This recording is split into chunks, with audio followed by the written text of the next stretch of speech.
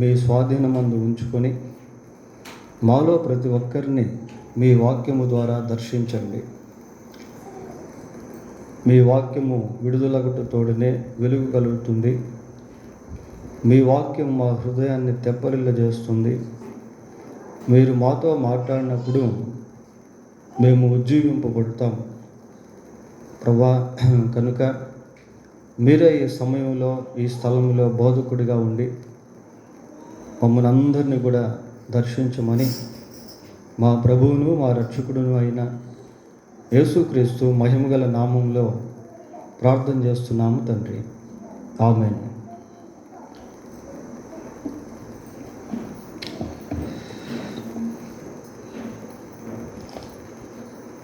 పిల్లరా, బైబిల్ గ్రంథంలో నుండి 85వ కీర్తన 8వ వచనాన్ని చదువుకుందాం. దేవుడైన యెహోవా సెలవిచ్చిన మాటను నీవు చేసిపెట్టుదును. ఆయన తన ప్రజలతోను తన భక్తులతోను శుభవచనం సెలవిచ్చును. వారు మరలా బుద్ధిహీనులు కాకుందురుగాక. చాలా పిల్లరా, 85వ కీర్తన 8వ వచనాన్ని మనం చదివాం. వచనం అంతా కూడా ధ్యానం చేయట్లేదు, కానీ వచనంలో ఉన్నటువంటి ఒక పదాన్ని జ్ఞాపకం చేసుకుంటూ ఉన్నాం. ఆయన తన ప్రజలతోనూ తన భక్తులతోనూ శుభవచనము సెలవిచ్చును. శుభవచనము సెలవిచ్చును. మరి దేవుడు వివిధ రకాలుగా మనుషులతో మాట్లాడతాడు. దేవుడు మాట్లాడే ప్రతి మాట అర్థంతో కూడినటువంటిదిగా ఉంటుంది. ఆయన మాటల్లో కొన్నిసార్లు హెచ్చరికలు ఉంటాయి, కొన్నిసార్లు గద్దింపులు ఉంటాయి, కొన్నిసార్లు బలపరిచేటువంటివిగా ఉజ్జీవింపచేసేటువంటివిగా ఉంటాయి. అయితే ఈ రాత్రి శుభవచనమును గురించి కొన్ని విషయాలు దేవుని వాక్యం నుండి మనం నేర్చుకోబోతూ ఉన్నాం. సహజంగా ఈ మంచి మాటలు లేక శుభవచనాలు అనేటువంటివి ఆయా సమయాల్లో మన జీవితాల్లో అక్కడక్కడ మనం అప్పుడప్పుడు వింటూ ఉంటాం. ఉదాహరణకి, ఒక యవనస్తుడికి యవనస్తురాలికి మన కుటుంబంలో వివాహం జరుగుతూ ఉంటే దాన్ని మనం శుభవార్త అని పిలుస్తాం ప్రియులారా. అది మనకు శుభవచనం. వివాహ కార్యక్రమం అనేటువంటిది అది శుభకార్యం కనుక ఆ రీతిగా మనం పిలుస్తాం. మన కుటుంబంలో మరి పిల్లలు పరీక్ష రాసి పాస్ అయ్యారనుకోండి, అది మనకు శుభవార్త. ఎంతో కష్టపడి సంవత్సరం అంతా కూడా చదివి చివరిగా పరీక్ష రాసి పాస్ అయితే అది చాలా సంతోషకరమైనటువంటి వార్తగా మనం ఎంచుకుంటాం. ఈ రోజుల్లో మరి 10th క్లాస్కి అంత ప్రయారిటీ లేదు. ఒకప్పుడు 10వ తరగతి అంటే అది సవాల్తో కూడింది. ఎవరైనా 10వ తరగతి పరీక్ష రాస్తున్నారు అన్నా, 10వ తరగతి పాస్ అయ్యారు అన్నా అది ఒక ఛాలెంజ్ ఇన్ దోస్ డేస్, ఆ రోజుల్లో. కాబట్టి మరి ఈ ఎడ్యుకేషన్లో ఎవరికైనా పాస్ అయితే దాన్ని మనం శుభవచనంగా అనుకుంటాం ప్రియులారా. ఆరోగ్యం బాగలేదు, హాస్పిటల్లో అడ్మిట్ అయ్యారు, మరి పరిస్థితి క్రిటికల్గా ఉంది, అయితే వైద్యం అందించిన పిమ్మట డాక్టర్ గారు అవుట్ ఆఫ్ డేంజర్ అన్నారు అనుకోండి, అది ఎంతో సంతోషాన్ని కలిగిస్తుంది. ఈ పేషెంట్ అవుట్ ఆఫ్ డేంజర్ అండి, మరి రేపు డిశ్చార్జ్ చేస్తాము అని అంటే, ఆ డిశ్చార్జ్ అనే మాట మనం వినగానే మన హృదయంలో ఏదో ఒక విధమైనటువంటి సంతోషం కలుగుతుంది.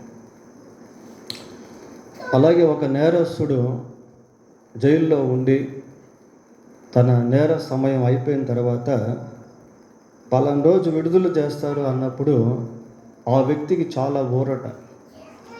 అప్పటి వరకు కుటుంబాన్ని కోల్పోయి బయట ప్రపంచానికి బయట ఉండి లోపల ఉండి తన ఆశలు చంపుకొని ఒక్కసారిగా ఆ చెరసాల్లో నుండి విడుదలవుతున్నాడు అని తెలిసినప్పుడు అతనికి అదెంతో శుభవార్తగా ఉంటుంది. ప్రియులారా, వివాహమైనటువంటి భార్యాభర్తలకి బిడ్డ జన్మిస్తున్నాడు లేక జన్మిస్తుంది అని తెలిస్తే వారికి అదెంతో శుభవార్త. ఈ రీతిగా మనం గమనించినప్పుడు మన అనుదిన జీవితాల్లో రకరకాల శుభవార్తలు అనేటువంటివి మనం వింటూ ఉంటాం. ఇక్కడ ఏమని చదువుతున్నాము అంటే, ఆయన తన ప్రజలతోనూ తన భక్తులతోనూ శుభవచనము సెలవిచ్చును. దేవుడు మాట్లాడితే అది ఎంతో ఊరటనిస్తుంది. ప్రియులారా, దేవుడు మాట్లాడినప్పుడు కన్నీరు తుడవబడుతుంది. దేవుడు మాట్లాడినప్పుడు బ్రద్దలైనటువంటి హృదయాలు బాగు చేయబడతాయి. దేవుడు మాట్లాడితే వ్యాధిగ్రస్తులు స్వస్థతలు అవుతారు. దేవుడు మాట్లాడితే వివాహాలు అవుతాయి. దేవుడు మాట్లాడితే పిల్లలు జన్మిస్తారు. దేవుడు మాట్లాడితే పాపి పరిశుద్ధుడిగా మారుతాడు. So the word of God has the power of God. కనుక దేవుని యొక్క మాటలో దేవుని యొక్క శక్తి అనేది ఉంది. ప్రియులారా, ప్రాక్టికల్గా మనం ఆలోచన చేసినప్పుడు బైబిల్లో యేసుక్రీస్తు ప్రభువు అనేక మందితో శుభవచనాలు అనేవి మాట్లాడాడు. ఆయన అలా మాట్లాడుతూ ఉండగానే వారి జీవితాల్లో వెలుగు ప్రకాశించింది. ప్రియులారా, అట్టడిగిపోయినటువంటి వారి జీవితాల్లో ఒక నూతన ఉద్యమం అనేటువంటిది రగులుకుంది. ఈ రాత్రి కొన్ని విషయాలు బైబిల్లో నుంచి మనం జ్ఞాపకం చేసుకుందాం. లూకాసు వార్త మొదటి అధ్యాయము 13వ వచనాన్ని చదువుకుందాం. అప్పుడు ఆ దూత అతనితో, జకర్యా భయపడకుము, నీ ప్రార్థన వినబడినది, నీ భార్య అయిన ఎలిజబెత్ నీకు కుమారుని కనును, అతనికి యోహాను అని పేరు పెట్టబడును. పిల్లల, దేవుడు జకర్యాకు ఈ మాట తెలియజేసినప్పుడు జకర్యా పరిస్థితి ఎలాగుంది అంటే నిండు వృద్ధాపంలో ఉన్నాడు. ప్రియులారా, జకర్యా ఎలిజబెత్ ఇద్దరు కూడా మరి వృద్ధులైపోయారు. ఆ 7వ వచనం చివరి భాగానికి వస్తే, వారిద్దరు బహుకాలము గడిచిన వృద్ధులైరి అని చదువుతా ఉన్నాం. నిండు వృద్ధాపంలోనికి వచ్చేసారు. రేపో మాపో వారు చనిపోతారు. ప్రియులారా, there is no another option for them to bear the children. పిల్లలు పుట్టేదానికి ఇక వారికి ఎటువంటి అవకాశం అనేటువంటిది లేదు. మరి అప్పటికే వాళ్ళు ఎన్నో నిందలు ఎదుర్కొని ఉంటారు. వాళ్ళని ఎంతోమంది అపవాసించి ఉంటారు. మీరేంటి మంచి భక్తి జీవితం కట్టుకున్నటువంటి వాళ్ళు, దేవుని పరిచర్యలో కూడా ఉన్నటువంటి వాళ్ళు, మరి దేవుడు ఎందుకు మీకు పిల్లలు ఇవ్వలేదు అని ఎంతోమంది వాళ్ళని అని ఉంటారు. ప్రియులారా, అయినప్పటికీ వాళ్ళు మాత్రం వారి భక్తి పునాదులను జాగ్రత్తగా కాపాడుకుంటూ వచ్చారు. ఒక సమయం వచ్చేసరికి దేవుడు వారితో మాట్లాడాడు దూత ద్వారా. ఏమంటున్నాడు అంటే, జకర్యా భయపడకుము అంటున్నాడు.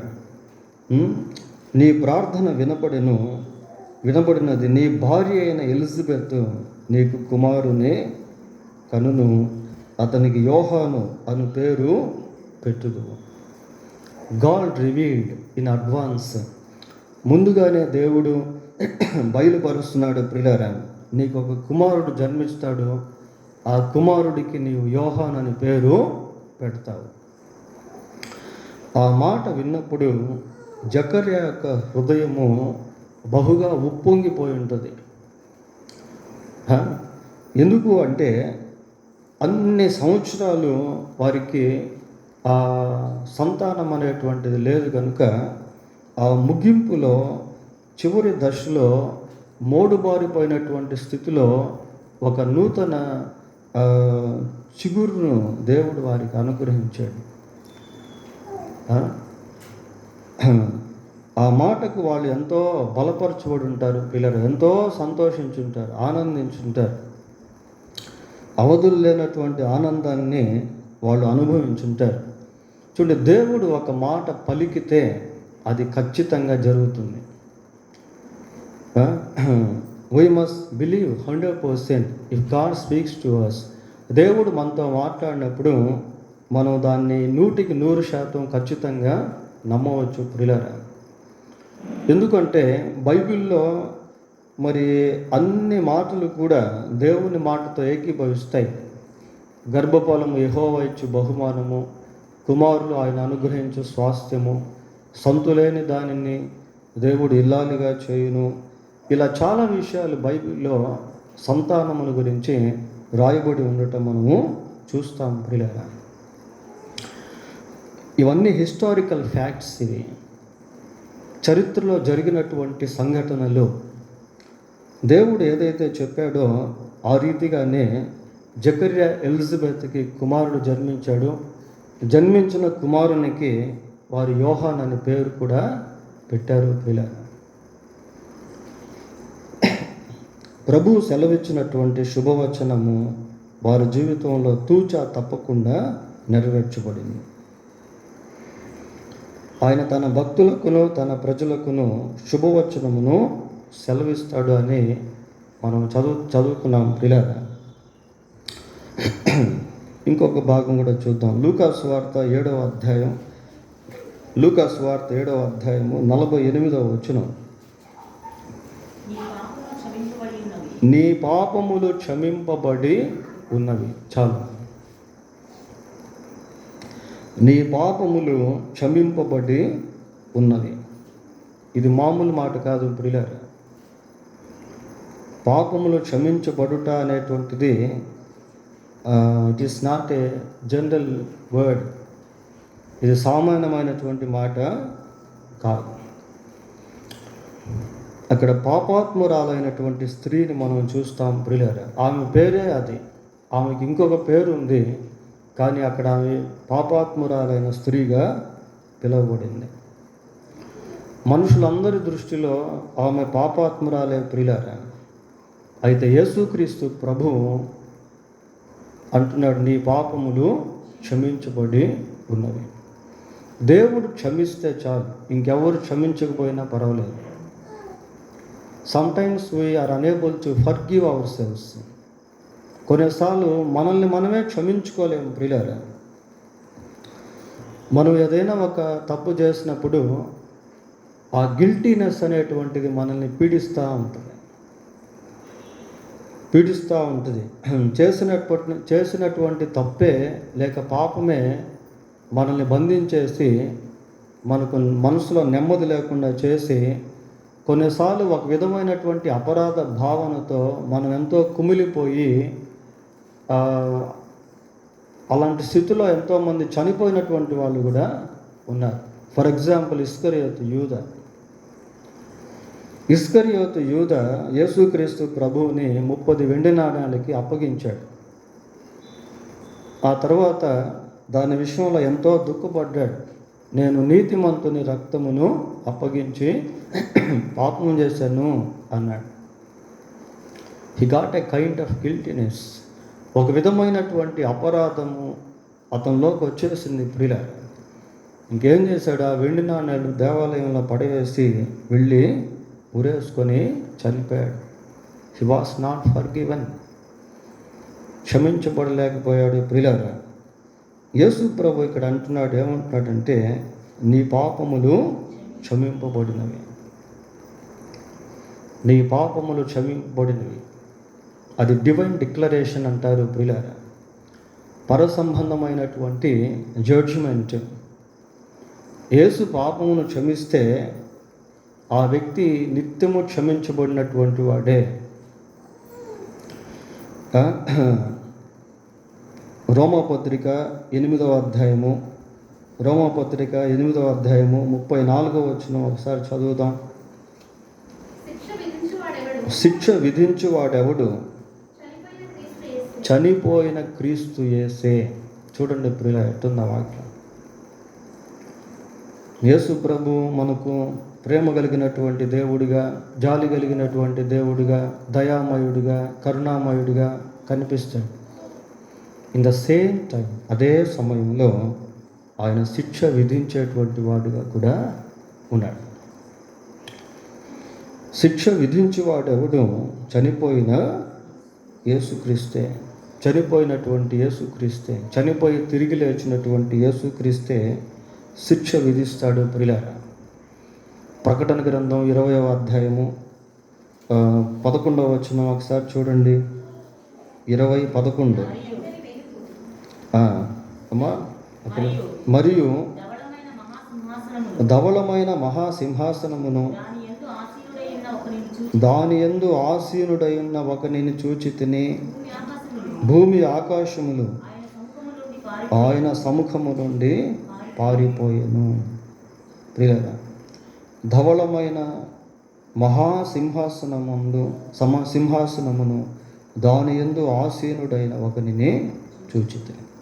ధవళమైన మహాసింహాసనము, దాని మీద ఎవరు కూర్చోన్నాడు అంటే ప్రభు అయిన యేసుక్రీస్తు. ప్రియులారా, శిక్ష విధించేటువంటి వాడు ఆయనే, తీర్పు తీర్చేటువంటి వాడు ఆయనే. ఇప్పుడైతే యేసు ప్రభు ఎలాగున్నాడు అంటే క్షమించేటువంటి వాడిగా ఉన్నాడు, క్షమించేటువంటి వాడిగా ఉన్నాడు. ప్రియులారా, ఆమెను చూసి ప్రభు అంటున్నాడు, నీ పాపములు క్షమింపబడినవి.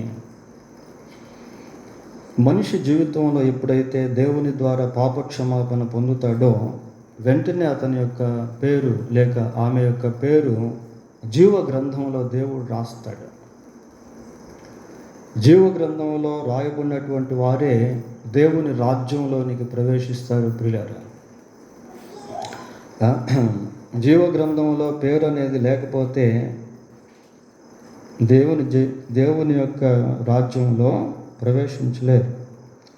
చూడండి, ప్రకటన గ్రంథం 21వ అధ్యాయము 27వ వచనం చదువుదాం.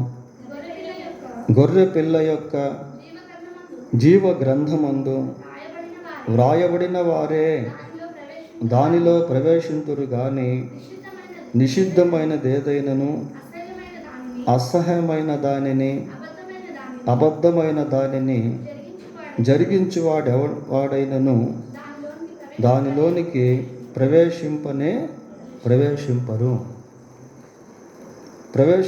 అని ఒకసారి చెప్పొచ్చు కదా. ప్రవేశింపరు అని అంటే అది ఖచ్చితము అని అర్థం. ప్రియులారా, అంటే ఎంత మాత్రము కూడా ప్రవేశించేదానికి అవకాశము లేదు. కనుక భూమి మీద ఉన్నటువంటి సమయంలోనే పాప క్షమాపణ అనేటువంటిది మనం పొందుకోవాలి. పాపములు క్షమించబడుట అనేది శుభవచనము. ప్రియులారా, ఇక్కడ ఆ పాపాత్మురాలైనటువంటి స్త్రీని యేసు ప్రభు చూచి అంటున్నాడు, నీ పాపములు క్షమింపబడినవి. డివైన్ డిక్లరేషన్, పరలోకపు నిర్ధారణ మనం చూస్తూ ఉన్నాం. తర్వాత మత్తయి సువార్త 8వ అధ్యాయం, మత్తయి రాసిన సువార్త 8వ అధ్యాయము 3వ వచనం చదువుకుందాం. ప్రియులారా, అందుకు ఆయన చేయి చాపి వారిని ముట్టి, నాకిష్టమే, నీవు శుద్ధుడవు కమ్మని చెప్పగా తక్షణమే వాని కుష్ఠరోగము శుద్ధి ఆయను. చూడండి ప్రియులారా, కుష్ఠ వ్యాధి కలిగినటువంటి వ్యక్తి లేక కుష్ఠు రోగి అక్కడికి వచ్చాడు. ఈ కుష్ఠు వ్యాధి కలిగినటువంటి ప్రజలు ఆ రోజుల్లో ఈ రోజుల్లో కూడా they are accounted as untouchable people. వారు అంటరాని ప్రజలుగా ఎంచబడతారు. ప్రియులారా, ఆ రోజుల్లో అయితే ఇంకా భయంకరమైనటువంటి పరిస్థితి. కుష్ఠు వ్యాధి కలిగినటువంటి వ్యక్తి యొక్క జీవితం ఎంతో దుర్భరమైనటువంటి స్థితి, ఎంతో జుగుప్సాకరమైనటువంటి ఇమేజ్, స్వరూపము. ఆ చేతులకు కాళ్ళకు వ్రేళ్ళు కొనలు తినేస్తూ ఆ వ్యాధి అమాంతంగా అలాగే వెళ్ళిపోతూ ఉంటుంది ప్రియులారా. అందులో బ్యాక్టీరియా, భయంకరమైనటువంటి స్మెల్. అటువంటి పరిస్థితిలో ఉన్నటువంటి వ్యక్తిని యేసుక్రీస్తు ప్రభు తాకాడు. తాకి ఏమంటాడంటే, నాకు ఇష్టమే, నీవు శుద్ధుడవు కమ్ము, నీవు శుద్ధుడవు కమ్ము. అది శుభవచనం అతనికి. నీవు శుద్ధుడవు కమ్ము అనేది శుభవచనం ప్రియులారా. అంతకుముందు ఎంతోమంది అతన్ని చూసి అసహించుకొని ఉంటారు. అతని పక్కన కూర్చునేదానికి కానీ, అతనితో మాట్లాడేదానికి కానీ, అతనితో కలిసి భోజనం చేసేదానికి కానీ ఎవ్వరు కూడా దాదాపుగా ఇష్టపడి ఉండరు. ఒక కుటుంబంలో భర్తకే కుష్ఠవ్యాధి వచ్చిందనుకోండి, భార్య ఎంతో అసౌకర్యంతో ఉంటుంది ప్రియులారా. అటువంటి వారికి పనులు కూడా ఎవరు వారికి ఉన్నటువంటి పని ఏంటి అంటే బెగ్గింగ్. దాదాపు అదొక్కటే. ఈ రోజుల్లో పరిస్థితి వేరు. ఈ రోజుల్లో కుటీర పరిశ్రమలు పెట్టి అటువంటి వారికి కూడా జీవనోపాధి కల్పిస్తూ ఉన్నారు. But those days are very different. అయితే ఆ రోజులు పరిస్థితి ఎంతో వ్యత్యాసం ప్రియులారా. అటువంటి కుష్టు వ్యాధితో బాధపడుతున్నటువంటి వ్యక్తిని యేసు ప్రభు చూసి అంటున్నాడు, శుద్ధుడవు కమ్ము అన్నాడు. తక్షణమే వాని కుష్ఠరోగము శుద్ధి ఆయను. చూడండి ప్రియులారా, మరి ప్రభు యొక్క మాట అతని జీవితంలో గొప్ప కార్యాన్ని జరిగించింది. ప్రభు అతన్ని తాకాడు. ఆ స్పర్శ అతను అనుభవించాడు ప్రియులారా. శుభవచనాన్ని పలికేటువంటి దేవుడు. ఆయన శుభవచనాన్ని పలికితే అక్కడ ఏ వ్యాధి అయినా సరే వెళ్ళిపోవాలి. అక్కడి నుండే ఏ రోగమైనా వెళ్ళిపోవాలి ప్రియులారా. నేను ఇందాక మీకు చెప్పాను, వ్యాధిగ్రస్తులు హాస్పిటల్లో అడ్మిట్ అయినప్పుడు వాళ్ళకి స్వస్థత వచ్చిన తర్వాత డిశ్చార్జ్ అవుతున్నారంటే అది మనకెంతో సంతోషం అనిపిస్తుంది. కొన్ని వ్యాధులు డాక్టర్లు కూడా బాగు చేయలేరు ప్రియులారా. మందులతో కూడా బాగు కాలేనటువంటి వ్యాధులు ఎన్నో ఉన్నాయి. మరణకరమైనటువంటి రోగాలు, అవి తప్పనిసరిగా మరణించక తప్పదు. అయితే we have a hope in Jesus Christ who heels us. స్వస్థపరిచేటువంటి యేసుక్రీస్తు నందు మనకొక నిరీక్షణ అనేటువంటిది కలదు. ప్రియులారా. హెబ్రీ పత్రిక 13వ అధ్యాయంలో యేసుక్రీస్తు ప్రభువుని గురించి మాట్లాడుతూ, యేసుక్రీస్తు నిన్న నేడు ఏకరీతిగా ఉన్నాడు. Christ Jesus is the same yesterday and today for ever. యేసుక్రీస్తు నిన్న నేడు ఏకరీతిగా ఉన్నాడు. అక్కడెక్కడో ఒక ఆయన చెట్టు కింద కుష్ఠవ్యాధి కలిగినటువంటి వ్యక్తి కూర్చొని ఉన్నాడు. ఆ దూరంలో ఎక్కడో మీటింగ్ జరుగుతూ ఉంది. సేవకుడు ఆ రోజు కరెక్ట్గా కుష్ఠవ్యాధి వ్యక్తిని గురించే మాట్లాడుతున్నాడు. యేసు ప్రభు కుష్ఠరోగులను శుద్ధి చేసేవాడు అని సందేశం ఇస్తూ ఉంటే, ఆ దూరంలో ఎక్కడో ఒక వ్యక్తి చెట్టు కింద కూర్చొని ఆ వాక్యం విన్నాడు ప్రియులారా. వాక్యం విని యేసు ప్రభువుకు ప్రార్థన చేసుకుంటే అక్కడికక్కడే స్వస్థపరచబడ్డాడు. ఇది జరిగినటువంటి విషయం ఇది. ఎందుకు అంటే యేసు ప్రభు యొక్క శక్తి ఆ రోజే కాదు, ఈరోజు కూడా అలాగే పనిచేస్తూనే ఉన్నాయి. నీవు నమ్మితే దేవుని మహిమ చూస్తావు. If you believe you will see the glory of God. నమ్మితే దేవుని కార్యాలు అనుభవిస్తాము ప్రియులారా. ఆయన తన భక్తులతోనూ ప్రజలతోనూ శుభవచనము సెలవిచ్చేటువంటి వాడు. శుభవచనాన్ని సెలవిచ్చేటువంటి వాడు. ప్రభువు అన్నాడు, శుద్ధుడవ కమ్ము అనగానే శుద్ధుడైపోయాడు ప్రియులారా. ఆయన మాటలో ఎంతో ఊరట, ఆయన మాటలో ఎంతో ఉజ్జీవము. యెషయా గ్రంథం 41వ అధ్యాయము 9-10 వచనాలు చూడండి. భయపడకుము అనే దగ్గర నుంచి చదువుతాం. భయపడకుము, నేను నీ దేవుడనై ఉన్నాను. దిగులు పడకుము, నేను నిన్ను బలపరుతును. నీకు సహాయము చేయువాడను నేనే. ఎటువంటి మాటలు ప్రియులారా, ఎటువంటి మాటలు ఇవి! భయపడకుము, నేను నీకు తోడై నీకు దేవుడినై ఉన్నాను. దిగులు పడకుము, నేను నిన్ను బలపరుతును. నీకు సహాయము చేయువాడను నేనే అంటున్నాడు. ఇవేదో బైబిల్లో ఊరికే రాయించలేదు ప్రియులారా. అసలు మనం దేవుని వాక్యం వింటున్నాము అంటే మనం చాలా ధన్యులం, చాలా దీవించబడినటువంటి వాళ్ళం. దేవుని వాక్యం మనకు it is the heavenly treasure for us, the word of God. దేవుని వాక్యం మనకు పరలోకపు నిధి, పరలోకపు సంపద. ప్రభు అంటున్నాడు, ఏమంటున్నాడంటే భయపడకుము, నేను నీ దేవుడినై ఉన్నాను. దేవుణ్ణి మనం దేవునిగా చేసుకోవాలి ప్రియులారా. చాలామందికి యేసుక్రీస్తు దేవుడు అని తెలుసు, కానీ యేసుక్రీస్తే దేవుడు అని తెలియదు. దేవుళ్ళలో కూడా యేసుక్రీస్తు అనుకుంటారే కానీ ఆయనే దేవుడు అని తెలియదు. ప్రభు అంటున్నాడు, ఏమంటున్నాడంటే భూదిగంతముల నివాసులారా, నా వైపు చూచి రక్షణ పొందండి, నేనే దేవుడును, మరి ఏ దేవుడును లేడు. There is no another God but me. నేనే దేవుడును, నేను తప్ప వేరొక దేవుడు లేడు. కనుక ఎవరు ఈ లోకంలో యేసుక్రీస్తును దేవుడిగా చేసుకుంటారో వారు ధన్యులు ప్రియులారా.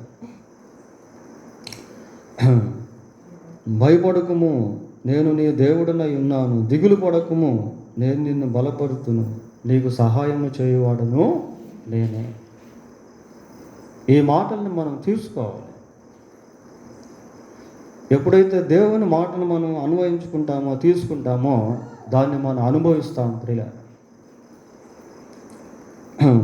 దేవుని మాటను మనం అనుభవిస్తాం. ఆయన శుభవచనాన్ని సెలవిచ్చేటువంటి దేవుడు. లూకా సువార్త 23వ అధ్యాయము 23:43. 23వ అధ్యాయం 43వ వచనం. అందుకు ఆయన వానితో, నేడు నీవు నాతో కూడా పరదైసులో ఉందువని నిశ్చయముగా నీతో చెప్పుచున్నాను. బందిపోటు దొంగతో ప్రభువు సెలవిచ్చిన శుభవచనం ప్రియులారా. ఆ బందిపోటు దొంగ సమయంలో అతని పరిస్థితి ఏంటో అనేది మనం ఒకసారి ఆలోచన చేయాలి. ఆ బందిపోటు దొంగకి అదే చివరి రోజు.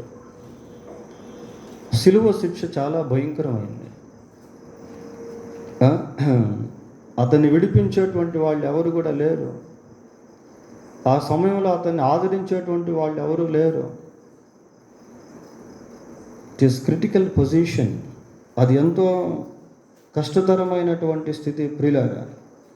అయితే ఇక్కడ మనం గమనించాల్సింది ఏంటి అని అంటే, అతను ఒక మాట అంటున్నాడు. ఏమంటున్నాడు? యేసు, నీవు నీ రాజ్యంతో వచ్చినప్పుడు నన్ను జ్ఞాపకము చేసుకో అంటున్నాడు. ఈ మాట అతను చెప్తున్నాడు అంటే అతనిలో ఒక గ్రహింపు వచ్చింది. ఏం గ్రహింపు అంటే, యేసు ప్రభువుకి ఒక రాజ్యం అనేది ఉంది. ఆయన మళ్ళీ వస్తాడు. ఆ మాట అనడంలో అంతరార్థం ఇంకోటి ఏంటి అని అంటే, ప్రియులారా, పరలోకమును గురించి ఒక వ్యక్తికి గ్రహింపు వచ్చేటప్పుడు నరకమును గురించి కూడా అతనికి అర్థం అవుతుంది. నరకమును గురించి కూడా అతనికి అర్థమవుతుంది ప్రియులారా. నరకమును గురించి అర్థమైతే తప్ప పరలోకానికి మనం వెళ్ళాలని అనుకోలేము. ఇప్పుడు ఇతని పరిస్థితి, హీఈస్ ఇన్ న్యూట్రల్ వే. కేవలం యేసు ప్రభు యొక్క మాట పైనే ఆయన లైఫ్ ఆధారపడి ఉంది, ఆయన ఆత్మ ఆధారపడి ఉంది. ఎందుకంటే ఆల్రెడీ పాపం చేశాడు, ఎన్ని దొంగతనాలు చేశాడో, నరహత్యలు చేశాడో మనకు తెలీదు. బందిపోటు దొంగగా ఎంచబడ్డాడు. సిలువకు శిక్ష విధించబడింది అని అంటే ఎంతో పెద్ద నేరాలు చేస్తే తప్ప అంత ఘోరమైనటువంటి శిక్షను విధించదు. ఇప్పుడు అతను ఖచ్చితంగా తాను చేసినటువంటి పాపాన్ని బట్టి నరకానికి వెళ్ళిపోవాల్సిందే ప్రియులారా. ఒక పక్క నరకం, ఇంకొక పక్క పరలోకం, మధ్యలో ఉన్నాడు. ఈ సమయంలో యేసు ప్రభు అభయం ఇస్తే లేక సహాయం చేస్తే తప్ప ఇతను నరకాన్ని తప్పించుకోలేడు. ఒకటి, అటు పరలోకానికి కూడా వెళ్ళలేడు. రెండు, ఇంకా వేరే అవకాశం లేదు ప్రియులారా. పరలోకానికైతే వెళ్ళలేడు, ఇంకా నరకానికి తప్పనిసరిగా వెళ్ళాల్సిందే. పాపంలో వచ్చే జీతము మరణం. అటువంటి సమయంలో ప్రభు అంటున్నాడు, నేడు నీవు నాతో కూడా పరదేశంలో. ఆ మాట వినడంతోనే అతని హృదయం చాలా సంతోషంతో నింపబడిపోయి ఉంటుంది ప్రియులారా. ఆ సిలువ బాధ అంతా మర్చిపోయి ఉంటాడు. మరణ భయం అనేటువంటిది అతనిలోంచి వెళ్ళిపోయింది. మరణించేటువంటి సమయంలో ఒక భయం అనేది ఉంటుంది, నేను చనిపోతే ఎక్కడికి వెళ్తాను అని. చాలామందికి ఉంటుంది ప్రియులారా. మనకు అది తెలియదు, ఎందుకంటే మనం ఇంకా దాంట్లోకి రాలేదు కాబట్టి, ఆ క్షణంలోకి రాలేదు కాబట్టి. మరణించే క్షణంలో చాలా భయం అనేది ఉంటుంది చాలామందికి. ఇప్పుడు యేసుక్రీస్తు ప్రభు అంటున్నాడు, ఏమంటున్నాడంటే, నేడు నీవు నాతో కూడా పరదేశంలో ఉండు. ఇంకా అతనికి మరణ భయం ఎక్కడుంటుందండి? ప్రభువు ఆ మాట అంటున్నాడు అంటే అది మామూలు మాట కాదు. ఆయన సార్వభౌమ అధికారం కలిగినటువంటి వాడు. ప్రకటన గ్రంథం 1వ అధ్యాయం 18వ వచనం చదువుదాం. ప్రకటన గ్రంథం 1వ అధ్యాయం 18వ వచనం. నేను మొదటివాడను, కడపటివాడను, జీవించువాడను, మృతుడనైతిని కానీ ఇదిగో యుగ యుగములు సజీవుడనై ఉన్నాను. యేసుక్రీస్తు ప్రభు స్వయంగా చెప్పినటువంటి మాటలు ఇవి. యేసుక్రీస్తు ప్రభు ప్రత్యక్షంగా చెప్పినటువంటి మాటలు ఇవి ప్రియులారా. నేను మొదటివాడను, కడపటివాడను, జీవించువాడను, మృతుడనైతిని కానీ ఇదిగో యుగ యుగములు సజీవుడనై ఉన్నాను. ఇది యోహాన్ రాసింది కాదు ప్రియులారా, యేసు ప్రభు చెప్పింది ఇది. మృతుడనైతిని కానీ ఇదిగో యుగ యుగములు సజీవుడనై చనిపోయాడు. ఇందాక కూడా మనం రోమాపత్రిక 8వ అధ్యాయంలో చనిపోయిన క్రీస్తే అని మనం చూసాం. చనిపోయాడు ప్రియులారా. Why he was dead. ఎందుకు ఆయన చనిపోయాడు అంటే, మన పాపముల నిమిత్తం క్రీస్తు మరణించెను, మృతి పొందెను. There is the reason for his death. ఆయన మరణానికి కారణం అనేటువంటిది కనబడుతూ ఉంది. యేసు మనుషులందరి పాపముల కొరకు సిలువలో తన అమూల్యమైనటువంటి రక్తాన్ని చిందించి మరణించాడు. ఆయన సమాధి చేయబడి సజీవుడై 3వ రోజు తిరిగి లేచాడు. ఆ ప్రభు ఇక్కడ మాట్లాడుతూ ఇంకా ఏమంటున్నాడు చదవండి. మరియు మరణము యొక్కయు, ఏ లోకమట? పాతాళ లోకము యొక్కయు తాళపు చెవులు నా స్వాధీనములో ఉన్నది. పాతాళ లోకం ప్రియులరా, అది భూలోకం కాదు. పాతాళ లోకం గురించి మాట్లాడుతున్నాడు. ఇప్పుడు ఇక్కడ పరదేశు గురించి మాట్లాడాడు. నేడు నీవు నాతో కూడా పరదేశులో ఉందువు. యేసుక్రీస్తు ప్రభు ఆత్మను పాతాళంలోనికి పంపించగల అధికారం కలిగిన వాడు. అదే సమయంలో ఆ పాతాళాన్ని తప్పించి పరదేశుకు తీసుకుని వెళ్ళగల అధికారం కూడా ఆయనకుంది. అయితే ఇక్కడ ఒక విషయం మనం జ్ఞాపకం చేసుకోవాలి. ఏంటంటే, మనం బ్రతుకున్నప్పుడే క్రీస్తునందు విశ్వాసం ఉంచాలి. ఈ బందిపోటు దొంగ బ్రతుకున్నటువంటి సమయంలోనే యేసుక్రీస్తునందు విశ్వాసం ఉంచాడు కనుక యేసు ప్రభు అంటున్నాడు, నేడు నీవు నాతో కూడా పరదేశంలో ఉందువు. ప్రియులారా, బందిపోటు దొంగకి ఒకే ఒక్క అవకాశం. ఒకవేళ ఆ అవకాశాన్ని జార విడుచుకుంటే ఇక అతనికి అవకాశం అనేదే లేదు. ఎందుకంటే ఆ రోజే అతనికి that is he's dooms day, అదే అతని చివరి రోజు. అయితే మనకెన్ని దేవుడు అవకాశాలు ఇచ్చాడు, మనం ఎన్నిసార్లు దేవుని యొక్క సువార్త సందేశాలు విన్నాం. అయితే ప్రభు యొక్క రాజ్య ప్రవేశం కొరకు సిద్ధపడ్డామా? ఒకసారి ఆలోచన చేయండి ప్రియులారా. ఈరోజు మనం వింటున్నటువంటి ఈ సందేశము ఏదో ఒకరోజు ఖచ్చితంగా జ్ఞాపకం చేయబడుతుంది. మారు మనసు పొందకుండా మరణిస్తే దేవుడు మళ్ళీ నీతో మాట్లాడతాడు. ఆ రోజు నీకు సందేశం ఇచ్చాను, నీతో మాట్లాడాను, కానీ నువ్వు నన్ను నమ్ముకోలేదు. అందరికీ యేసుక్రీస్తు దేవుడని తెలిసిపోతుంది ప్రియులారా. ప్రతి మోకాలు యేసు ప్రభు అని ఒప్పుకొను, ప్రతి నాలుక యేసు ప్రభు అని ఒప్పుకొను. ఫిలిప్పీ పత్రికలో ఉంటుంది అన్నమాట. ప్రతి మోకాలు యేసు నామంలో వంగును. ఆ తీర్పు రోజు అందరూ కూడా వస్తారు, బయటికి వస్తారు ప్రియులారా. అయితే ప్రభువునందు విశ్వాసం ఉంచినటువంటి వారికి తీర్పు అనేటువంటిది ఉండదు. ఆయన యందు విశ్వాసం ఉంచినటువంటి వారు మరణంలో నుండి జీవంలోనికి దాటేస్తారు. కాబట్టి మన లైఫ్ చాలా ప్రాముఖ్యమైంది. ఇది కూడా శుభవచనమే. నేడు నీవు నాతో కూడా పరదేశంలో ఉందువు. ప్రియులారా, ఈ రాత్రి దేవుడు మనతో మాట్లాడుతూ ఉన్నాడు. పాతాళంపై అధికారం కలిగినటువంటి వాడు, పాతాళం నుండి తప్పించగలిగినటువంటి దేవుడు మనతో మాట్లాడుతున్నాడు ప్రియులారా.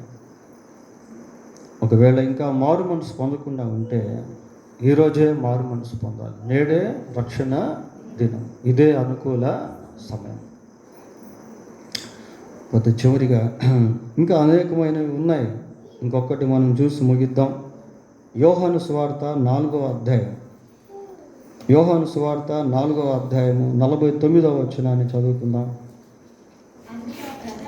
అందుకు ఆ ప్రధాని, ప్రభువా, నా కుమారుడు చావక మునిపే రమ్మని ఆయనను వేడుకొనెను. యేసు, నీవు వెళ్ళుము, నీ కుమారుడు బ్రతికి ఉన్నాడని అతనితో చెప్పగా, ఆ మనుష్యుడు యేసు తనతో చెప్పిన మాట నమ్మి వెళ్ళిపోయాను. దూర ప్రాంతం నుంచి ఒక ప్రధాని యేసు ప్రభు దగ్గరికి వచ్చాడు ప్రియులారా.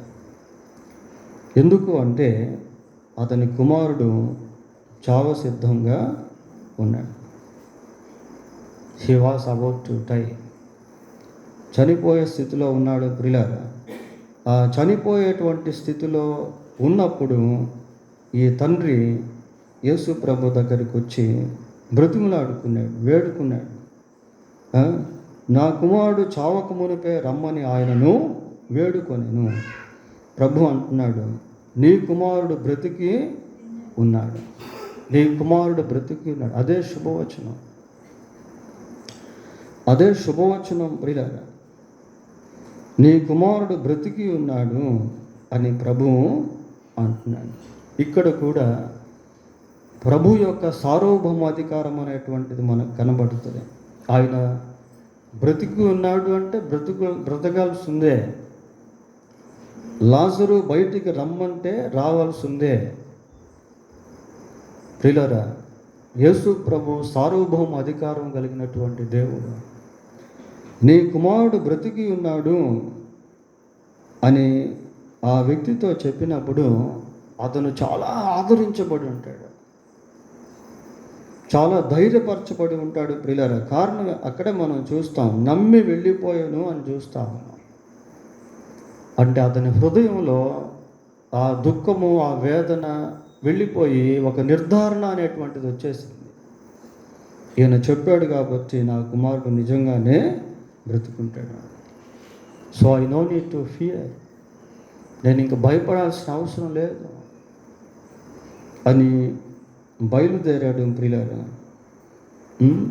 బయలుదేరుతూ ఉంటే వెళ్ళుచుండగా అతని దాసులు అతనికి ఎదురుగా వచ్చి అతని కుమారుడు బ్రతికి ఉన్నాడని తెలియచెప్పిరి. చూడండి ప్రియులు, యాజ్ ఇట్ ఈస్ వర్డ్స్. నీ కుమారుడు బ్రతికి ఉన్నాడు అని ప్రభువు చెప్తే అదే మాటలు వాళ్ళు చెప్పారు. వాళ్ళు వేరే ప్రాంతం నుంచి వస్తున్నారు, దూర ప్రాంతం నుంచి. మార్గం మధ్యలో ఈ తండ్రి కలిశాడు. ఇప్పుడు వాళ్ళు తీసుకొచ్చిన సమాచారం ఏంటో తెలుసా? అదే శుభ సమాచారం. సామెతల గ్రంథం 25:25 ఒకసారి చూడండి. 25:25 దప్పికొనిన వారికి చల్లని నీరు ఎట్లుండునో దూర దేశము నుండి వచ్చిన శుభ సమాచారము అట్లుండును. శుభ సమాచారం వెళ్ళారా? యేసు ప్రభు శుభవచనాన్ని పలికాడు, వాళ్ళు శుభ సమాచారాన్ని తీసుకొచ్చారు. చనిపోయేటువంటి కుమారుడు బ్రతికాడు. ఎందుకు అంటే ప్రభువు మాట్లాడాడు. ప్రభువు ఇక్కడ మాట్లాడితే అక్కడెక్కడో కార్యం జరుగుతూ ఉంది పిల్లలు. కాబట్టి దేవుడు శుభ సమాచారం, శుభ వచనాన్ని సెలవిచ్చేటువంటి వాడు. మనం బైబిల్ చదువుతూ ఉన్నప్పుడు ఇలాంటి వచనాలు ఎన్నో మనకు కనబడతాయి ప్రియాలు. ఇవి కేవలం ఆనాటి ప్రజలకే కాదు, నేడు మనకు కూడా వర్తిస్తాయి. ప్రతి అవసరత ఆయన ద్వారా తీర్చబడుతుంది. మనం ఇందాక కొన్ని విషయాలు చెప్పుకున్నాం. పరీక్షలో పాస్ అయితే అది శుభవార్త. వివాహం జరిగితే అది శుభవార్త. పిల్లలు జన్మిస్తే అది శుభవార్త. ఉద్యోగం వస్తే అది శుభవార్త. ఉద్యోగంలో ప్రమోషన్ వస్తే అది శుభవార్త. ఆరోగ్యం బాగైతే అది శుభవార్త. అన్నిటికంటే శుభవార్త పరలోక ప్రవేశము పిల్లలు. That is our final destination. అదే మన అంతిమ గమ్యం. యేసు ప్రభు నందు విశ్వాసం ఉంచటం వల్ల మనకు కూడా ఆయన పరలోకాన్ని ఇస్తాడు. నీ పాపములు క్షమింపబడినవి అనేది గొప్ప శుభవార్త ప్రియాలు.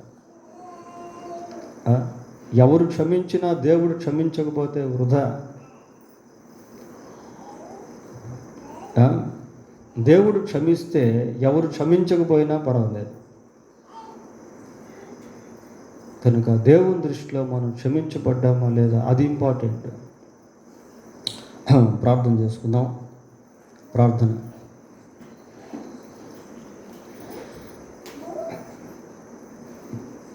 పరిశుద్ధుడైన మా దేవ, మీకు వందనాలు స్తోత్రాలు చెల్లిస్తున్నాం. మీరు శుభవచనమును సెలవిచ్చేటువంటి దేవుడు నాయన. మా జీవిత అవసరతలను మీరు తీర్చేటువంటి వాడు. భయపడకుము, నేను నీ దేవుడినై ఉన్నాను. దిగులు పడకుము, నేను నిన్ను బలపరుచును. నీకు సహాయము చేయవాడును నేనే అని మీరు సెలవిచ్చినటువంటి దేవుడు.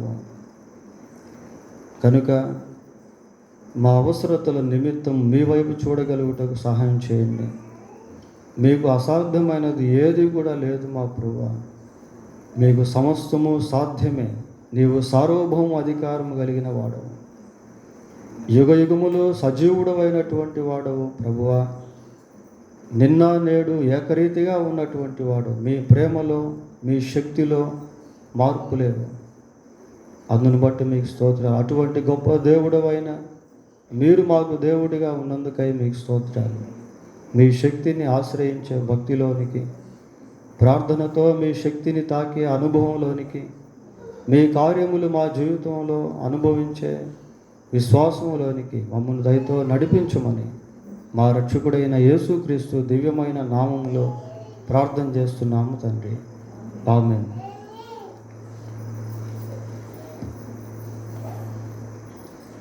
ఈరోజు మనం మొదటి ఆదివారం కనుక ప్రభు బలను కలిగి ఉన్నాం.